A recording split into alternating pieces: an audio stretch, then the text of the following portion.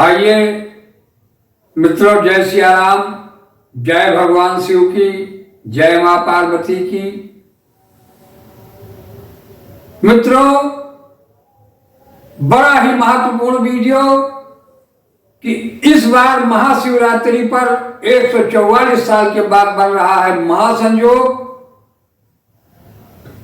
जिसमें आप लोग महाशिवरात्रि के अवसर पर इस समय का जरूर फायदा लें।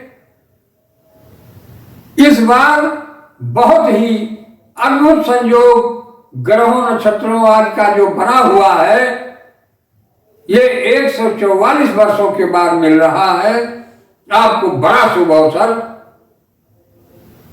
तो इसको जरूर आप लोग इस वीडियो को पूरा देखें, आगे आपको इसका पूरा विस्तार मिल रहा है। इस समय को जाने न दें, क्योंकि इस बार बहुत थोड़े में ही आपकी बहुत बड़ी पूजा का फल आपको मिलने वाला है। तो आइए जानते हैं कि इस बार महाशिवरात्रि कब पड़ रही है और इसका शुभ समय, और इसमें कैसे पूजन करें, क्या क्या सामग्री होनी चाहिए और इसका क्या विधान है। तो आइए हम आपको बताते हैं, आप लोग बहुत ध्यानपूर्वक सुने, पूरे वीडियो को लगे रहें। तो मित्रों, भगवान शिव और माता पार्वती, इनका इसी दिन विवाह हुआ था, जिसके बाद से सृष्टि का क्रम चालू हुआ। तो इन्हीं भगवान शिव और मां पार्वती के विवाह के शुभ समय को ही महाशिवरात्रि कहा जाता है। वैसे तो कथाएं अनेक हैं, शिव पुराण में या अन्य ग्रंथों में आपको बहुत प्रकार की कथाएं मिलेगी, लेकिन मुख्य जो है ये भगवान शिव का विवाह इसी दिन हुआ है, इसलिए ये शिवरात्रि मनाई जाती है। तो इस बार शिवरात्रि का पर्व दिनांक 15 फरवरी सायं 5:08 से चतुर्दशी का प्रारंभ हो रहा है। 5:07 तक त्रयोदशी है और शिवरात्रि जो मनाई जाती है वो चतुर्दशी तिथि में होती है। तो चतुर्दशी तिथि आपकी ये आ रही है 5:07 के बाद से 15 फरवरी को। तो रात्रि में पूजन 4 पहर किया जाता है। 4 पहर रात्रि के होते हैं, दिन के भी 4 पहर और रात्रि के भी 4 पहर। तो इसमें दिन भर निराहार यानी निराजल भी रहा जाता है, व्रत रहना चाहिए। और उसके बाद सायंकाल का पूजन विधान दूसरा है। अब दिन में आपको सुबह उठना है, स्नान ध्यान करना है। उसके बाद आपको भगवान शिव को शिवलिंग पर या शिव की मूर्ति हो, जिस पर भी आप चाहें, जहां आपकी पहुंच हो, कहीं मंदिर में या आप अपने घर में ही इस पूजन को कर सकते हैं। तो इसमें सुगंधित फूल होने चाहिए, पुष्प, बेलपत्र हो, बेलपत्र 5, 7 या 11 की संख्या में जरूर रखें। और एक बात का अवश्य ध्यान रखें कि बेल में बिल्वपत्र जो होता है उसमें 3 पत्तियां होती हैं, एक ही में 3 पत्तियां बनी हुई होती हैं। उस 3 पत्तियों का रहस्य बहुत ही मार्मिक है। एक में ब्रह्मा, एक में विष्णु और एक में शिव। उस 3 पत्तियों का रहस्य ये है।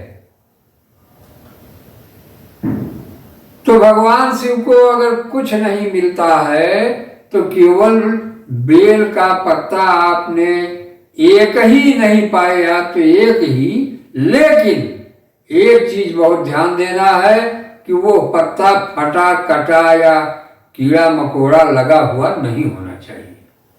बिल्कुल साफ सुथरा, बिना कटा फटा हुआ, शुद्ध बढ़िया सा 3 पत्ते वाला एक आपका बेल का पत्ता हो।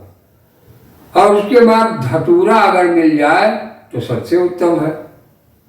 धतूरा, उसका फल,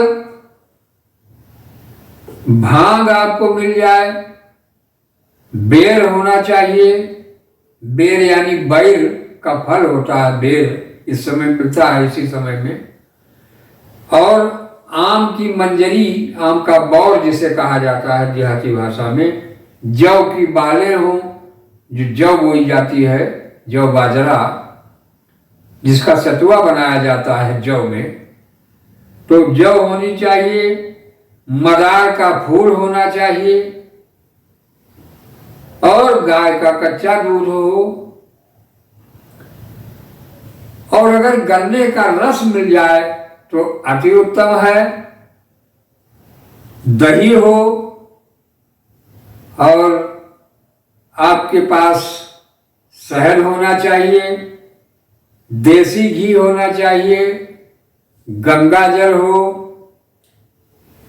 कपूर। उसके बाद इन सब चीजों को आपको भगवान शिव को जल चढ़ाना है। इसके बाद क्रम से एक एक चीजों को अर्पित करना है उन्हें।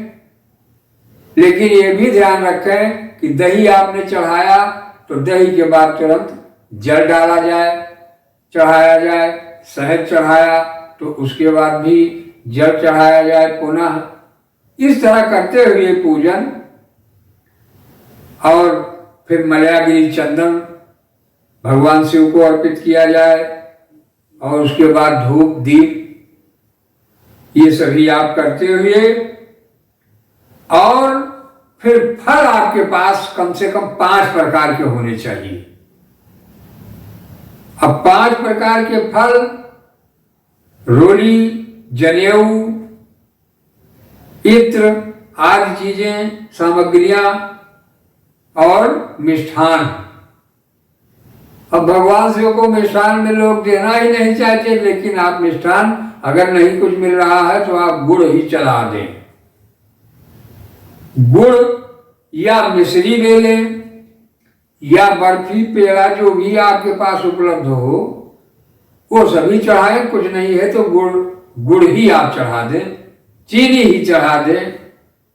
कोई भी मिष्ठान भगवान शिव को देने से व्याधियों का नाश होता है।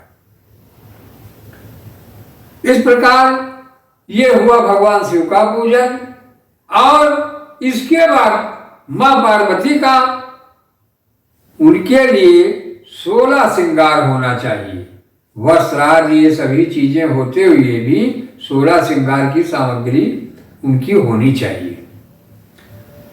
ये सभी करके सोना चांदी रत्न जो भी आपके पास हो सके, दक्षिणा, पूजा, बर्तन, यथाशक्ति तथा भक्ति, जिसके पास जो भी हो वो सभी आप व्यवस्थित करके और भगवान शिव की पूजा करें। कुछ आसन भी आप दे दें। तो इस प्रकार पूजन करके, और मंत्र क्या है, आपको मंत्र जो है मन में बोलते रहना है। ओम नमः शिवाय, ओम नमः शिवाय। इस मंत्र का उच्चारण करते हुए हम पूजन के कार्य में लगे रहें और उनके चरणों में हमारा ध्यान रहे, यानी मन, बुद्धि, चित्त, अहंकार, हमारे चारों अंतःकरण एकाग्र होकर के और भगवान शिव की आराधना करते हुए और उनसे हमें बाद में क्षमा मांगना है कि हे प्रभु, जो हमसे हो सका वो हमने आपको अर्पित किया।